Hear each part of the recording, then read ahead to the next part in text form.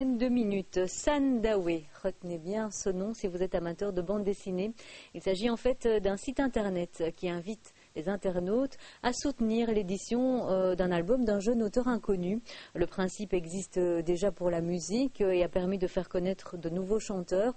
Sandawe existe depuis quelques semaines et a déjà convaincu 600 édinautes pour éditeurs, internautes. Pierre Schoenbrot et Nicolas Kennart.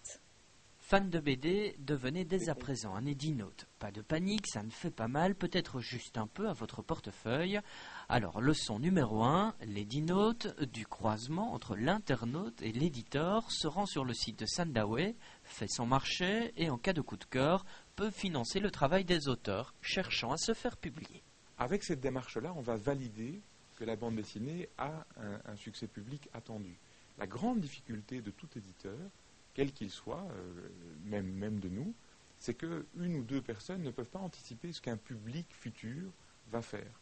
Ici, c'est un public qui va le faire. Donc c'est presque comme une étude de marché, terriblement qualifiée, puisque ceux qui disent oui ont aussi investi de l'argent. Et en 3 semaines à peine, 662 membres financent 9 projets à hauteur de 16 000 €. La sauce prend, et plutôt bien. Vous attendiez à de tels chiffres ? Non, c'est un peu une bonne surprise.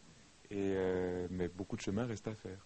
Sandawe parie donc sur une autre méthode pour mieux exister au milieu des 4800 titres francophones qui paraissent chaque année.